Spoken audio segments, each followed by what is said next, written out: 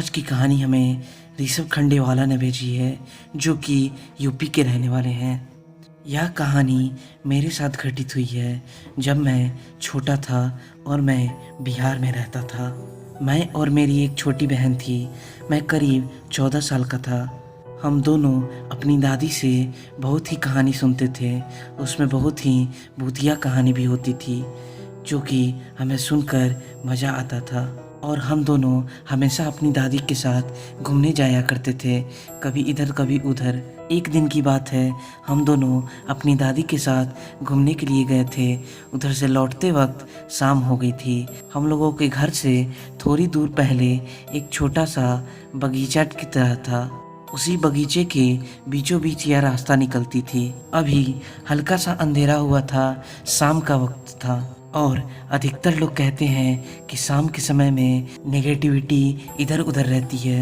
हम लोग वापस अपने घर आ रहे थे, तभी अचानक मेरी नज़र झाड़ियों के बीच पड़ी। मेरे ही हाइट का एक व्यक्ति जैसा मुझे दिखा। वह क्लियर तो नहीं था, लेकिन धुंधला धुंधला सा, हट्टा कट्टा और हाइट में छोटा एक आदमी दिख रहा था। मैंने दादी को और अपनी बहन को कुछ नहीं बोला, लेकिन उन दोनों ने भी उस चीज़ को देखा। हम लोग उस आकृति से कुछ पीछे ही थे।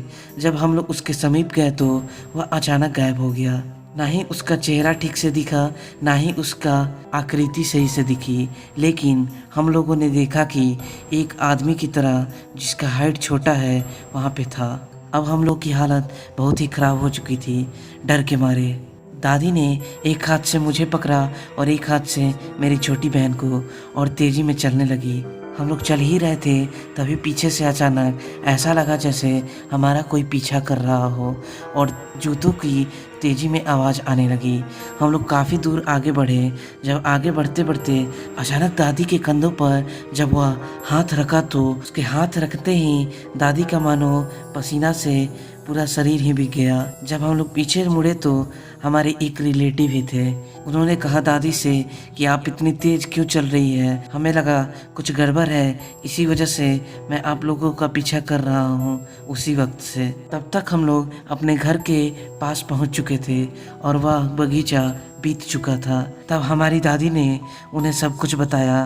तब उन्होंने कहा कि अच्छा हाँ, एक आदमी जो कि कुछ दिन पहले ही उसका डेथ हुआ है, वो कभी कभी किसी को दिखाई देता है। यह बगीचा उसी का था। अब हम लोग को और भी ज़्यादा डर लगने लगा था, लेकिन उसके बाद धीरे धीरे हम उस बात को भूल गए और शाम के वक्त या अंधेरा में उस रोड से नहीं जाते थे। तो दोस्तों, यह थी ऋषभ खंडेवाला की द्वारा भेजी हुई एक सच्ची घटना। अब हम फिर मिलते हैं अपनी एक अगली सच्ची घटना के साथ। धन्यवाद।